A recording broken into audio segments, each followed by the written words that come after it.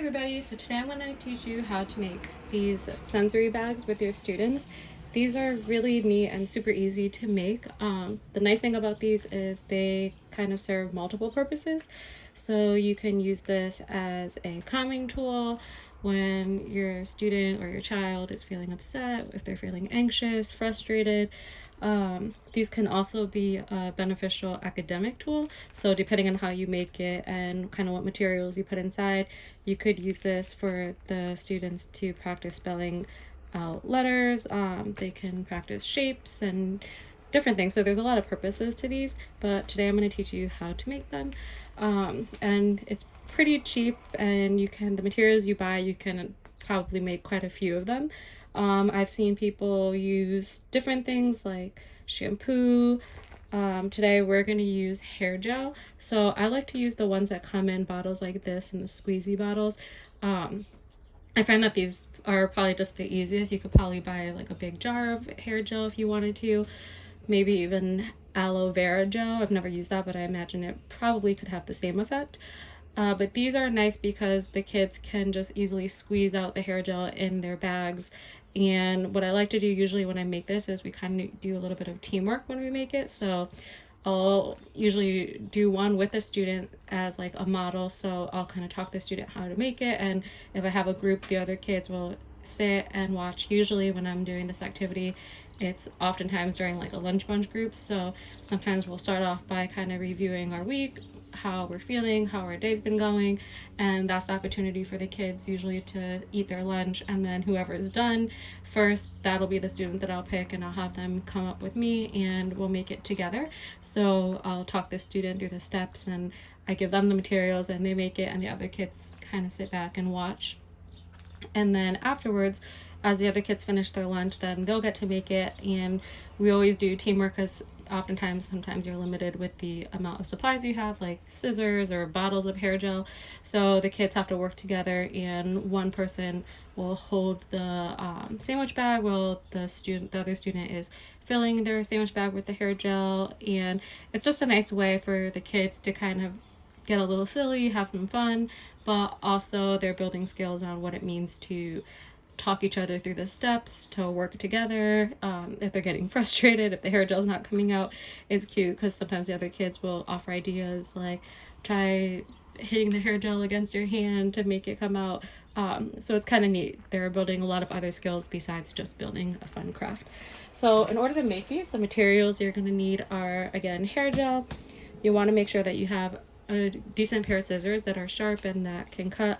Again, obviously sometimes this might be depending on the age of the students where you need the adult supervision to help out. You're gonna want some glitter. I will say the glitter is kind of as fun as it is. Be prepared for messes, and also be prepared to monitor the kids. Sometimes in years past I've had students that were glitter obsessed, so they would almost want to dump the whole jar of glitter into their bag. So you definitely have to monitor the amount of glitter and the amount of hair gel that the students use. And the other thing you're going to need is you're going to want to make sure that you have some sandwich bags. I purchased these at a dollar store. I like to make sure that I buy the ones that have the seal, just because it kind of ensures some extra durability. It ensures that the hair gel is not going to come out when they snap it shut. So I like to use these. I've also made some giant sensory bags, so I'll use like the gallon size bags, which are nice, and with those I think you can probably get even a little more creative. I've seen the sensory bags, people have put like the little pom-poms in it. You could put buttons, letter beads, different like shape sequence, and it's kind of nice because you can turn it academic as well, like make it a sort of word search or search for the shapes with the kids. So that might be a really fun activity to do with preschoolers or kindergarten students, maybe first grade students.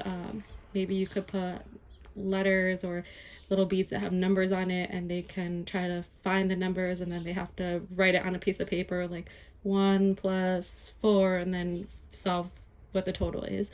So there's a lot of room for you to be creative. And the other thing you're going to need as well is some duct tape.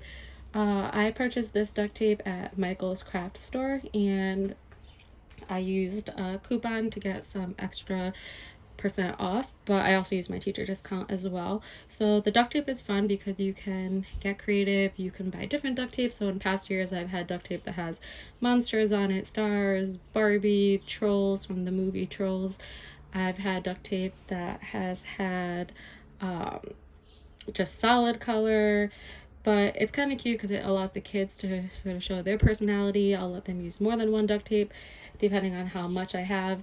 So it's just a fun way for the kids to get creative, and they get super excited when they get to pick out what duct tape they want. So it's cute to see their reactions.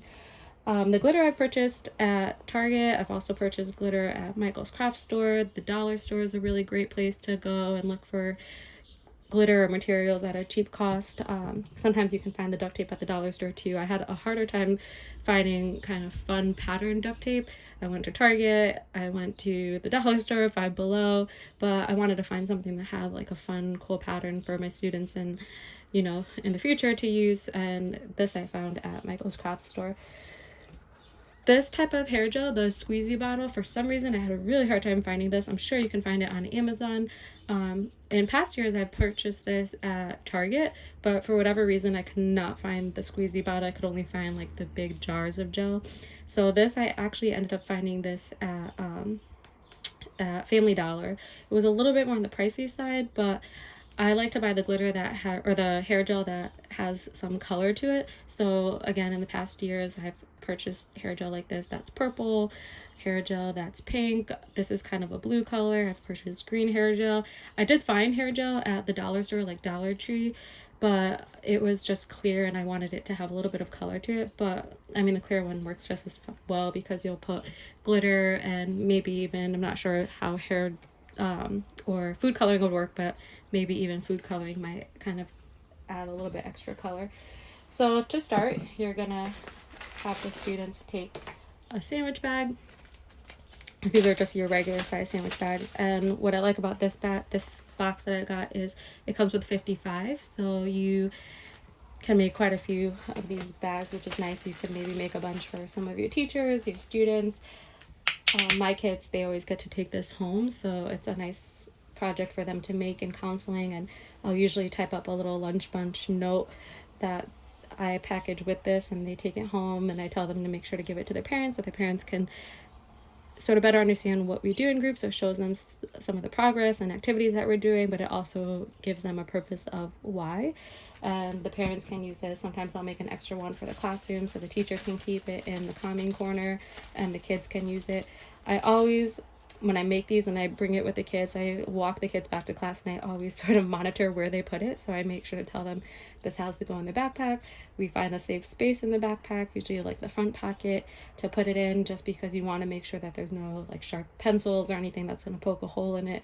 And then I always also am very cautious to tell the students, when you're using the sensory bags, you want to make sure that you don't use like your nail or like the tip of your finger, because that could pierce a hole in the bag. So we sort of walk through the expected behaviors when using this and kind of the rules to ensure durability and that it'll last. So on to making the actual sensory bag. So you want to squeeze a little bit of hair gel. You don't want to put too much, because if the bag is too full with hair gel, it's going to make it hard to maneuver and kind of push around. So I always tell the kids to kind of try to keep it to one corner, so that way it just makes it easier as you're making the bags to use and to assemble later on. So put a little bit of hair gel, and then you're going to want to take some glitter. And sometimes what we'll do is we'll just open the whole jar, because depending on, oftentimes I find like the little pieces like this that you have to punch through, they're kind of hard to punch through. So this again is where you definitely want to make sure that you're monitoring your students. And then I'll just have them pour in the glitter. I've also used like shaped sequences, like leaf patterns, stars, different things. I have obviously more materials in my actual office at school, so they can pour in their glitter. And then the best thing to do for this part is before you seal it, is I always tell the kids to lay it flat and sort of flatten it out, just to make sure that you get rid of any air bubbles that might be in it. And then they're gonna seal it through the top. The next part is using the the duct tape. So I have a couple pieces that I pre-cut, but what I usually do with the kids is I'll have them lay down, and this is where it works really well to have a partner or have someone else working with a student. So I'll model to the kids. So I will open it up and kind of eyeball it, and you want to make sure that the duct tape is longer than the actual bag, because you're going to cut it down, but eventually once you seal all the sides, you want to make sure that you have a little bit excess kind of going off, so that way it helps give the shape, but it also helps kind of ensure the durability. So once you measure it out, you cut it, and I have a piece that I pre-cut, and then you'll just want to tell the kids to kind of lay across the zipper and then just press it down.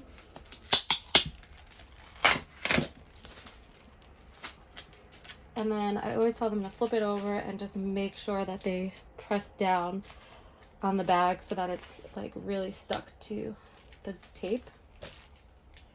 The tape can almost be the most frustrating part, so this is also a good opportunity for you to practice with your students or your kids at home, kind of frustration tolerance, and practice calming activities and sort of growth mindset. And if things go wrong, because sometimes the tape, obviously it'll stick together, it might get jumbled, and the kids will get frustrated. So this is a good opportunity to practice. Take a deep breath. If it gets messed up, that's okay. I've been there, and it is definitely a struggle. It's more challenging when you're making it yourself. So again, you're gonna just kind of measure out, eyeball it, and then you'll want to cut it. So again, this is where having a nice pair of sharp scissors definitely comes in handy.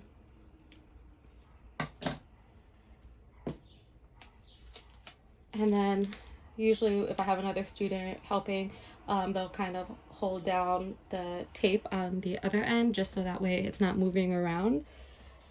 And then you'll just, as best you can, eyeball it and put it down.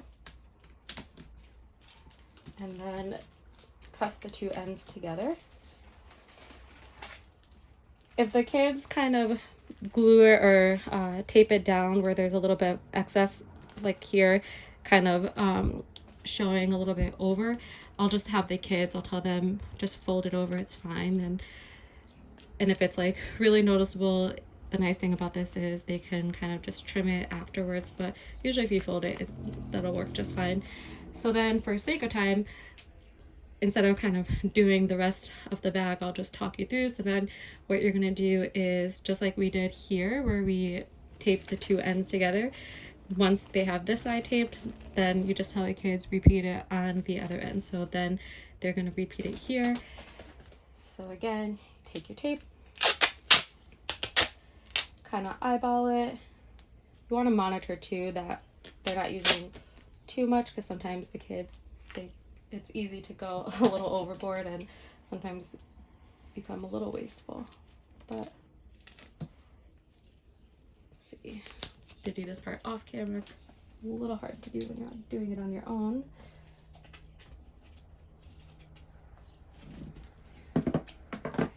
Then you have your other piece of tape, and you're gonna line it up.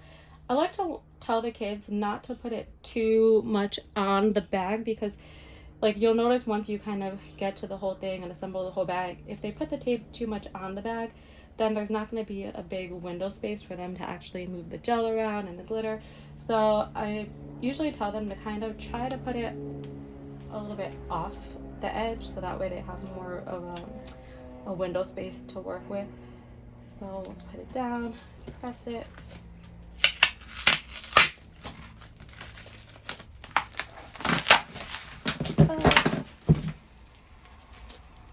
Don't mind the mess.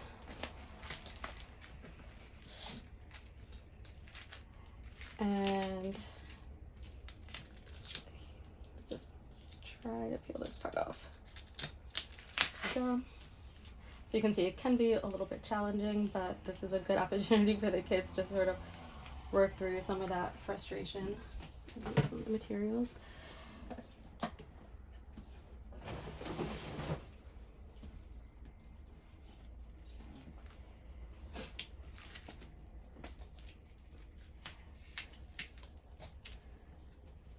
And then have them measure out the tape again.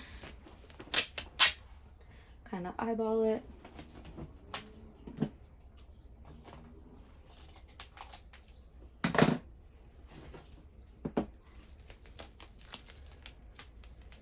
And then try your best to match it up and press it down. And then they'll just repeat this step. So you'll do it after you get this far, you'll just do it 2 more times to seal around the other edges of the bag. And then I usually tell them to wait until the end to cut off the excess and kind of trim it down, just because if they do it now, like if you'll see here, sometimes the students want to automatically trim this end, but it's better to wait because sometimes you might accidentally like trim too short or cut the bag, and you want to be really careful with that. When you get to this side, so once you have 2 of the edges, sorry, I'm like super close. Once you have 2 of the edges glued down, I will tell the kids to kind of squeeze the gel to the center to the other side so that there's not too much and it's flat, and then we'll tape the rest. But just for sake of time, again, I will stop here, but I'll just show you how I have the kids trim the edge. So once your bag is assembled, we'll take the scissors, depending on the age. If it's like a 5th grader, I'll let them do it themselves. If it's a kindergarten student, I'll do the cutting, but I'll tell them like hold the bag and I'll trim it for them. So again, when you have like a nice sharp pair of scissors, you can just carefully trim off the edges.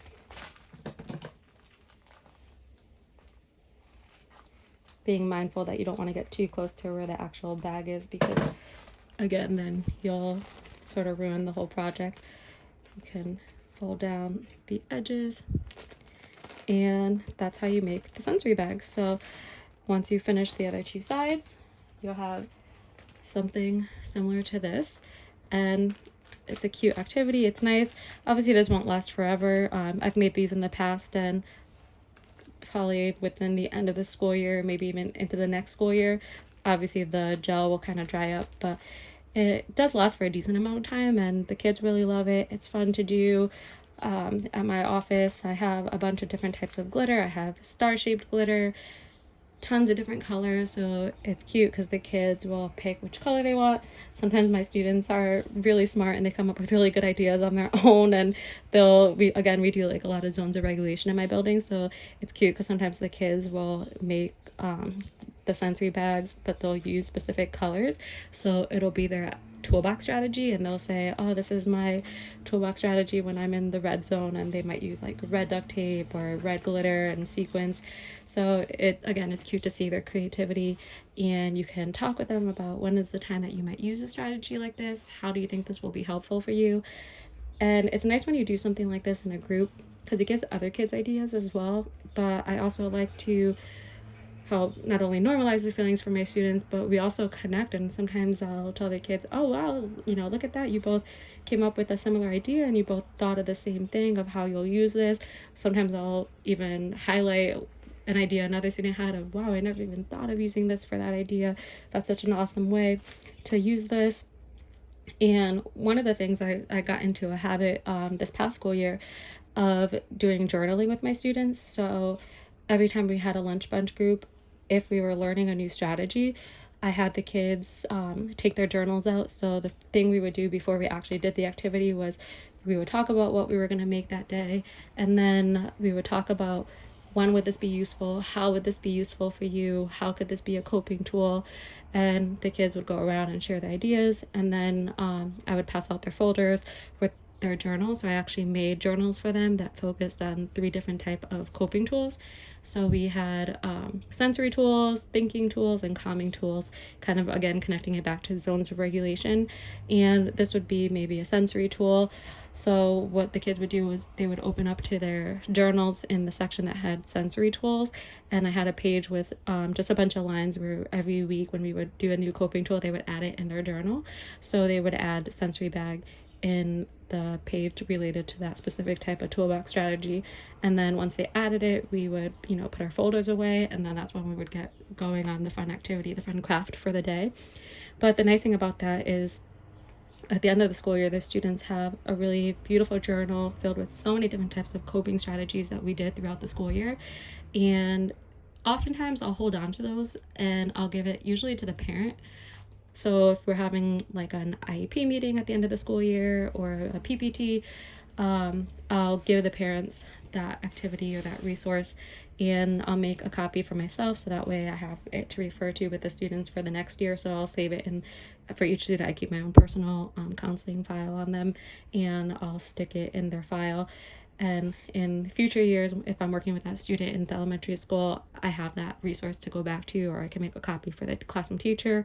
But I'll give it to the parents and kind of just show the parents. I'll review it with them, talk about, this is what we did this year. Here's something that you can use at home with them. And I've helped parents too talk about how to create a calming space in their own home. So we've talked about maybe setting up a corner in the house that has a desk and has, some fun little activities that the kids can do, and they can keep the journal in that space. And I've had parents that have actually shared how useful that strategy is. And there's one mom that she's really great, and she'll ask for advice and tips in our meetings, and she really takes everything and will go home and use it and post the activities that we give her on the wall for her child to use. And it's always really nice when you get the positive feedback from the parents and that you see that the strategies are really working for the kids and it really is making a difference. And I think the other nice piece about it is it's, again, bridging that homeschool connection. And oftentimes too, for those students that maybe have outside counseling, it's bridging the homeschool community connection, because now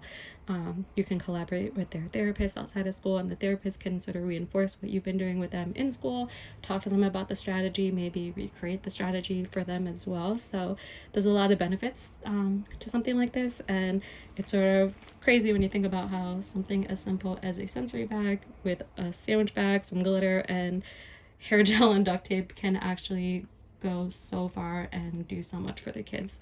So I hope you found that helpful. Sorry if the filming was a little kind of wonky. This is my first time using a tripod trying to film something, so I could be free-handed and not hold the camera. So I apologize if some of the pieces were sort of off frame, and hopefully I'll get a little better at this thing. But I just wanted to share out. I've had a lot of people asking me how I've made these in years past and through my Instagram page. So if you're not following me, I'd love if you follow me. School Psych Manda G is the name of my Instagram page, and I share out a lot of counseling ideas, crafts, ideas how you could take toys and use them for social emotional learning with your students. I also share out materials that I've created on my Teachers Pay Teachers page. Again, School Psych Manda G for Teachers Pay Teachers. But it's a fun way just to connect, collaborate with one another, share ideas. Maybe you can even add a comment on how you might use this in your classroom or in your home setting. And I also like to share a lot of reviews on some book recommendations. So I'm always looking for books that kind of relate to the activity that we're doing. This past school year, one of the books that I read, it's at my office at school, but it was a book about, I want to say it was called The Anger Ogre or The Angry Ogre, something like that. It's on if you scroll through my Instagram page, you'll see a picture of the sensory bags with the book that I'm talking about. But the book was a really cute book. So what I did with it was a group of second grade boys is we read the book, and then we talked about when we feel angry, what does that feel like inside, how that can be an uncomfortable feeling, and sometimes you don't really know what to do with those feelings. But we also related it to size of the problem, and sometimes when we're really angry, we might have a really big reaction, but in reality that's not going to help solve the problem. It's going to probably make the problem worse and make it worse for us. We'll get in trouble. So we actually talked about how something like this could be a helpful strategy and keep us sort of in check, make sure that we don't overreact, and this could be a good distraction. So when we're feeling really angry, we can use something like this to help ourselves calm down, and then when we're ready, we can talk to somebody about how we're feeling, maybe think of another solution to the problem. So again, there's a lot of benefits to doing little crafts like this with your kids at home or your students in school, not just in counseling but within the classroom setting. This could be a fun art center that you do in rotations, and maybe you connect this to something like literacy, or you could even connect it to something like math and tie in math skills with an activity like this. But it's really fun, and when you really take the time to think about it, there's so many different ways that you can tie in social emotional learning into your academics. And curriculum throughout the school year. So again, I hope you found this helpful. Thank you for watching. And if you decide to make these, I'd love you share it with me and maybe tag me so I can see some of your beautiful bags that you guys make. Thanks, and I hope everybody has a really great day.